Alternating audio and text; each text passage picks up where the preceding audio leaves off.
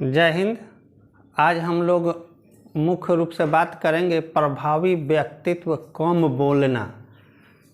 ये आज का हेडिंग है और मुख्य रूप से इसमें हम लोग जानेंगे कि प्रभावी व्यक्तित्व के लोग जो होते हैं उनमें कम बोलने का गुण देखा जाता है।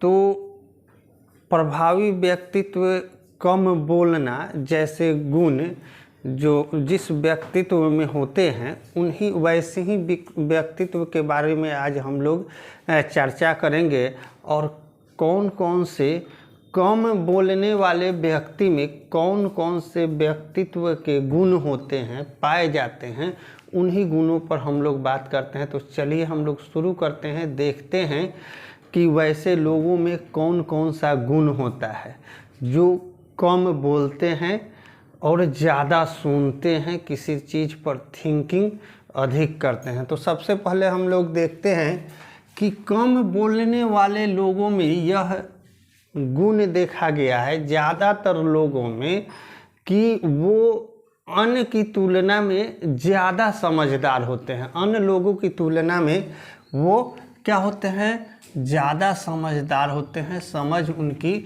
अधिक विकसित होता है और इंटेलिजेंट भी अधिक होते हैं। इंटेलिजेंट चाहे वो क्षेत्र जो भी हो, लेकिन इंटेलिजेंसी जो होता है उनका आईक्यू लेवल जो होता है वह काफ़ी हाई होता है अन्य लोगों के तुलना में। और दूसरा क्या है कि वो कम बोलने वाले लोग अधिक सफल होते हैं, सक्सेस अधिक होते हैं। ये देखा गया है माने तुलनात्मक दृष्टिकोण से। और वो बहुआयामी सोच के होते हैं, उनका थिंकिंग लेवल जो होता है डिफरेंट क्षेत्र में होता है, बहुआयामी होता है और वो अपने सोच को एक दूसरे से बहुत आसानी से इंटरकनेक्ट कर पाते हैं। उनकी कनेक्टिविटी जो होती है काफ़ी अधिक होता है। जो लोग कम बोलते हैं, जिनके प्रभावशाली व्यक्तित्व होते हैं, उनका बहुआयामी सोच होता है और इंटरकनेक्टिविटी जो होता है विषय की वो बहुत अधिक होता है। उनका व्यवहार मित्रवत होता है, सबों के प्रति वो दोस्ताना रिलेशनशिप रखते हैं, किसी से बेकार में उलझन लेना नहीं चाहते हैं, मोल के झगड़े नहीं लेते हैं। और वो वैसे लोग जो कम बोलते हैं, जिनका प्रभावशाली व्यक्तित्व होता है, वो अन्य की तुलना में विश्वास के पात्र होते हैं, विश्वासी अधिक होते हैं, फेथ लेवल उनका काफ़ी हाई होता है, फेथफुली भी होते हैं। तो ये सब गुण पाया जाता है कैसे लोगों में, प्रभावशाली व्यक्तित्व जिनका होता है उनमें ये गुण पाया जाता है। आगे कुछ और मुख्य गुण को हम लोग देख लेते हैं, जानते हैं। तो उनका जो दूसरा मेजर जो गुण होता है कि वो दूसरों से बेकार में उलझन में नहीं पड़ते हैं, दूसरों के झगड़ा झंझट में नहीं पड़ते हैं और व्यर्थ के किसी काम में समय बर्बाद नहीं करते हैं। और उनका अपना सेल्फ रिस्पेक्ट होता है, उनके अंदर जो होता है अपना क्या होता है, सेल्फ रिस्पेक्ट होता है। अपने अस्तित्व के बारे में वो बहुत ज़्यादा चिंतित होते हैं और उसके बारे में हमेशा वो चिंतन करते रहते हैं। वो अन्य की तुलना में सेंटिमेंटल भी अधिक होते हैं, अधिक भावुक होते हैं।